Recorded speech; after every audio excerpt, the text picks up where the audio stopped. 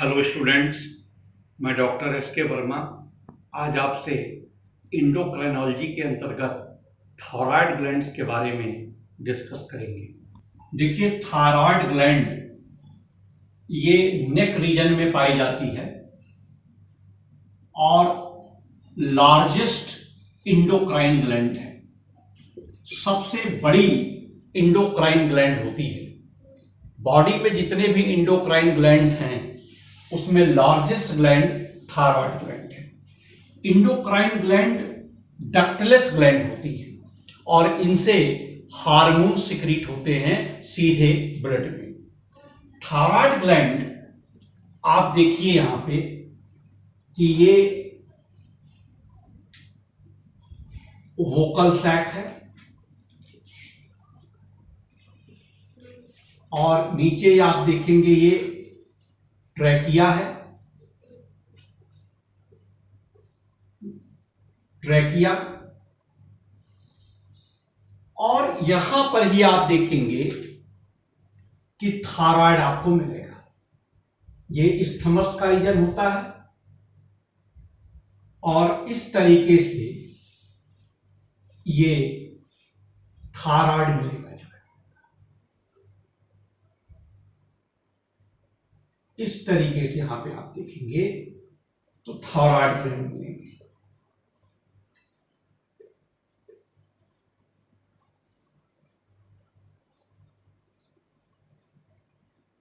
तो thyroid gland में यदि आप देखेंगे तो दो लोब्स हैं,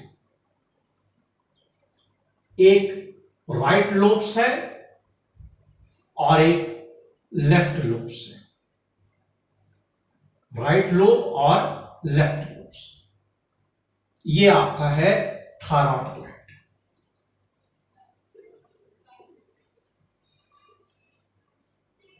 इधर यदि आप देखिए तो ये राइट लोब है और ये आपका लेफ्ट लोब है और दोनों लोब आपस में जुड़े होते हैं इस्थमस के द्वारा। इस्थमस के द्वारा जुड़े होते हैं। तो ये थायराइड ग्लैंड है। थायराइड ग्लैंड में यदि आप देखिएगा कि ये बने होंगे फॉलिकल टिश्यू पे। थायराइड फॉलिकल्स इसमें होती हैं और इन थायराइड फॉलिकल टिश्यू से दो हार्मोन सिक्रीट होते हैं।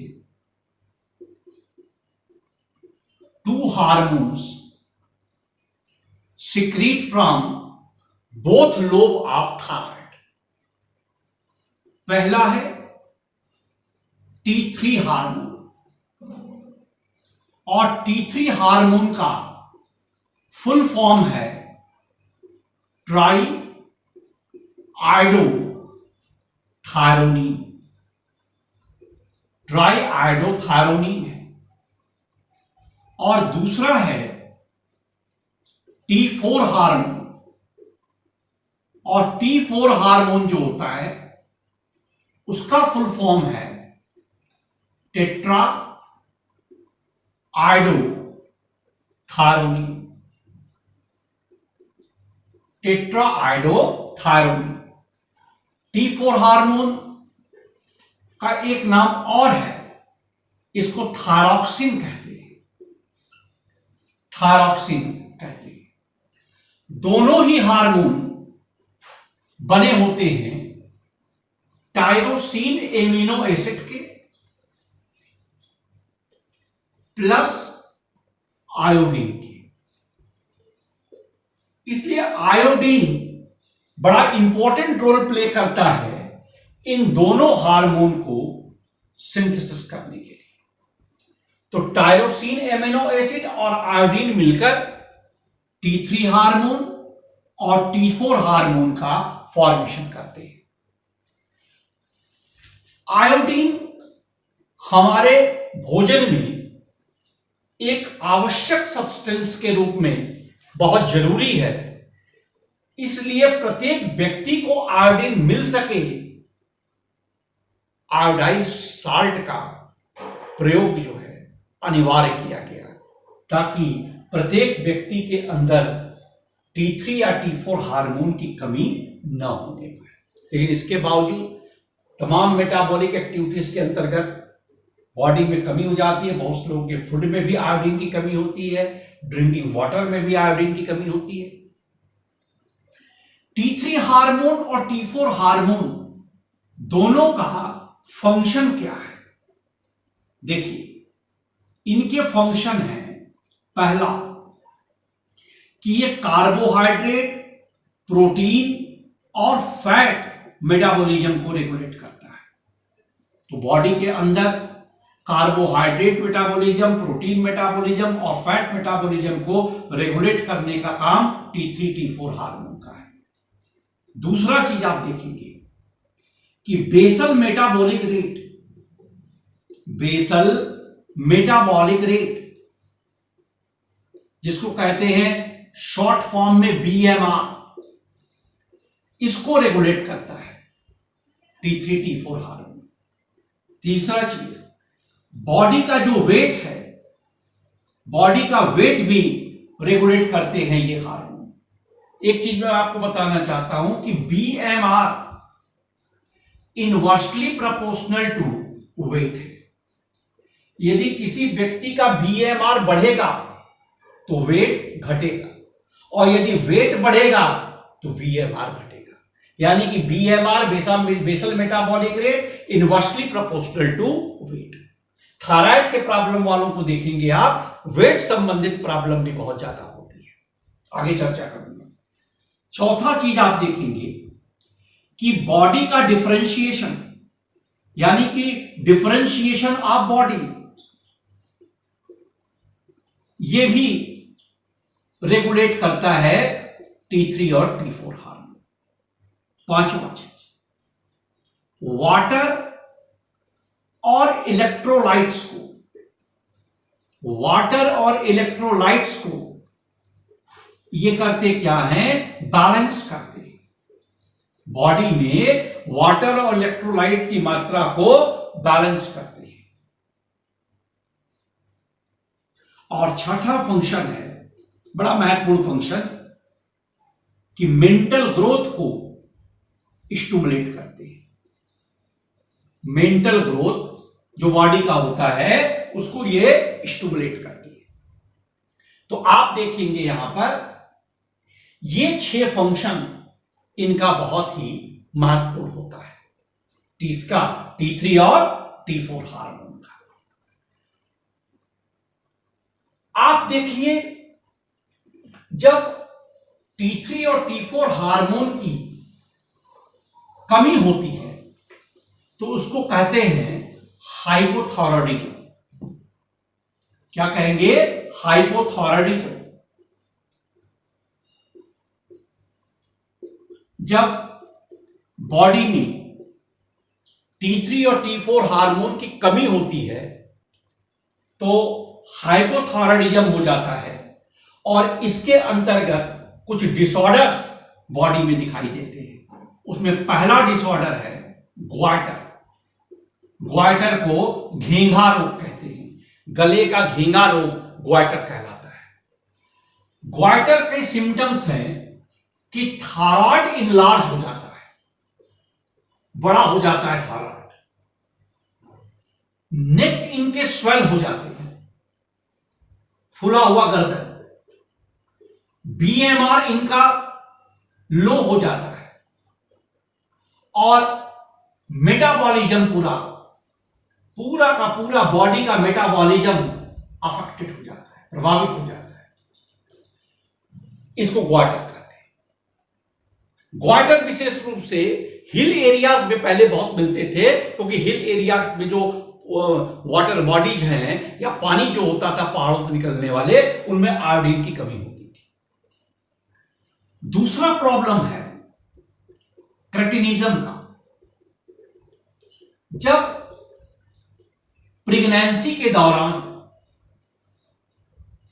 किसी महिला को T3 T4 हार्मोन की कमी हो जाती है, यानी कि हाइपोथायरॉयडिज्म हो जाता है, तो उनके बच्चे का, यानी कि आप देखेंगे कि जो फिटस उनके अंदर पल रहा है, उस फिटस का ग्रोथ और डेवलपमेंट स्लो हो जाता है।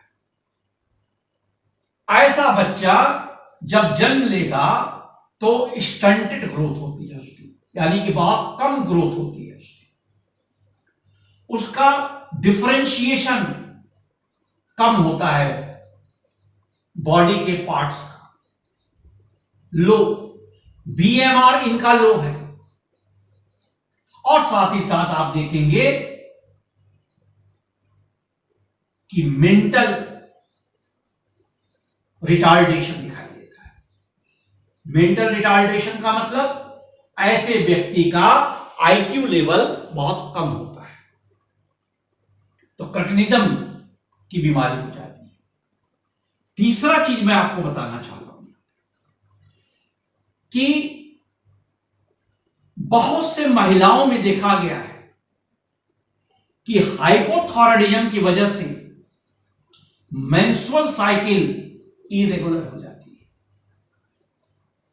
इरेगुलर मेंस्ट्रुअल साइकिल, और साथ ही साथ इनका मेटाबॉलिज्म बहुत वीक हो जाता है, यानी कि कार्बोहाइड्रेट मेटाबॉलिज्म, प्रोटीन मेटाबॉलिज्म और फैट मेटाबॉलिज्म में तमाम इंटरफेरेंस शुरू हो जाती है, और इसकी वजह से आप देखेंगे फिजियोलॉजिकल एक्टिविटीज बहुत कमजोर हो जाती है। एक प्रॉब्लम है वो कभी कभी दिखाई देती है हाइपोथायरायडिज्म की वजह से, वो है हाशिमाटो। हाशिमाटो, जापान के हाशिमाटो ने इसको डिस्कवर किया था, इसलिए इसका नाम पड़ गया है हाशिमाटो डिजीज। कभी कभी जब T3 और T4 हार्मोन का सिक्रीशन बहुत लो हो जाता है, बहुत कम हो जाता है, तो इतना लो हो जाएगा ब्लड में कि वो एंटीजन के रूप में काम करने लगता है, और एंटीजन के रूप में काम करेगा तो कुछ समय के बाद वो अपनी एंटीबॉडी बना देगा, और ये एंटीबॉडी जाकर करता क्या है कि थायराइड को ही नष्ट कर देता है, थायराइड को डिस्ट्रॉय कर देता है, तो पूरा का पूरा मेटाबॉलिज्म ही खत्म हो जाएगा। इसलिए हाशिमाटो को एक नाम और देते हैं, कहते हैं सुसाइड ऑफ थायराइड, इसको सुसाइड ऑफ थायराइड भी कहते हैं। दूसरी चीज आप देखिए कि ये चीज तो मैंने हाइपोथायरायडिज्म बताया आपको, कभी कभी हाइपरथायरायडिज्म हो जाता है, और जब हाइपरथायरायडिज्म हो जाएगा तो बहुत ज्यादा T3 T4 हार्मोन निकलने लगेगा, और हाइपरथायरायडिज्म जल्दी होता नहीं है, लेकिन जब थायराइड में कैंसर हो जाए या थायराइड में नोड्यूल्स बन जाए तो हाइपरथायरायडिज्म हो जाता है। तो उस समय आप देखेंगे हाइपरथायरायडिज्म होगा।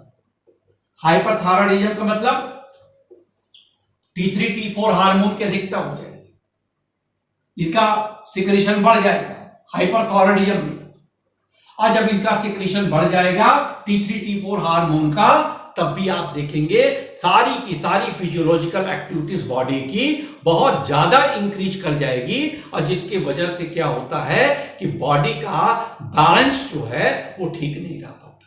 दूसरा चीज कि बीएमआर बहुत ज्यादा बढ़ जाएगा, और मेटाबॉलिज्म तेज होने की वजह से आप देखेंगे ग्लूकोज का कंजम्पशन बढ़ जाएगा, कार्बोहाइड्रेट, प्रोटीन और फैट मेटाबॉलिज्म तीनों प्रभावित होने लगेंगे। ये चीज आपको हाइपरथायरायडिज्म में मिलेगा।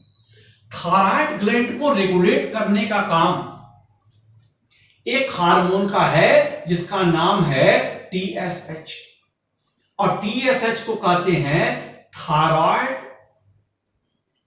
Stimulating hormone, thyroid stimulating hormone कहते हैं, और यह सिक्रीट होता है एंटीरियर पिट्यूटरी से। एंटीरियर पिट्यूटरी ग्लैंड जो होती है उससे यह सिक्रीट होता है TSH। ये रेगुलेट करते हैं थायराइड ग्लैंड के T3 और T4 हार्मोन के सिक्रीशन। अब मैं थायराइड ग्लैंड से संबंधित एक बात आपको और बताना चाहता हूं। ये दो हार्मोन तो निकलते ही हैं, T3 और T4। थायराइड ग्लैंड से एक हार्मोन और निकलता है जिसका नाम है TCT, यानी थायरो कैल्सिटोनिन।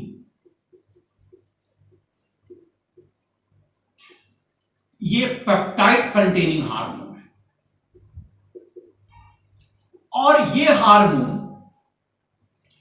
ब्लड प्लाज्मा में कैल्शियम आयन को रेगुलेट करता है with the help of PTH.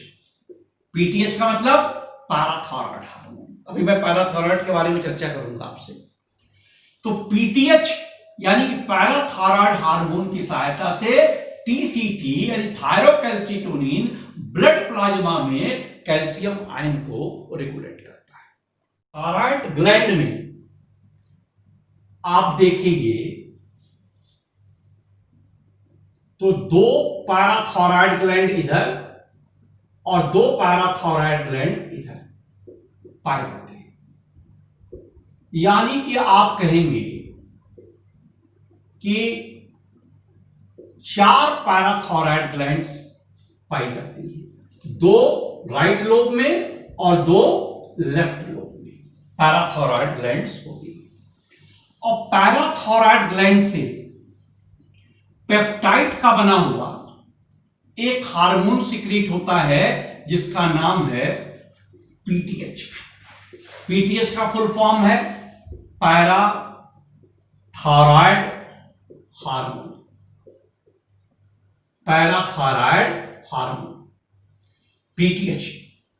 ये हार्मोन सबसे पहले कॉलिप ने डिस्कवर किया था, इसलिए उनके नाम पर यह पड़ गया है कॉलिप्स हार्मोन। ये कॉलिप्स हार्मोन है। ये हार्मोन करता क्या है कि ब्लड प्लाज्मा में कैल्शियम आयन की मात्रा को रेगुलेट करता है। किसके सहायता से? टीसीटी की सहायता, थायरोकैल्सिटोनिन की सहायता से। तो पीटीएच आप देखिए रीनल एब्जॉर्प्शन में, यानी किडनी के रीनल एब्जॉर्प्शन के समय ये कैल्शियम आयन के रीअब्जॉर्प्शन को बढ़ाता है और साथ ही साथ फूड से भी कैल्शियम आयन के एब्जॉर्प्शन को इंक्रीज करता है। तो इस तरीके से आप कह सकते हैं कि ब्लड प्लाज्मा में कैल्शियम आयन की मात्रा को बनाए रखने में पीटीएच का बहुत ही इंपॉर्टेंट योगदान होता है। स्टूडेंट्स, आज हमने आपसे थायराइड ग्लैंड के बारे में डिस्कशन किया। अगले वीडियो में हम दूसरे एंडोक्राइन ग्लैंड के बारे में चर्चा करेंगे। आप हमारे वीडियो को लाइक करें और चैनल को सब्सक्राइब करें। Thank you.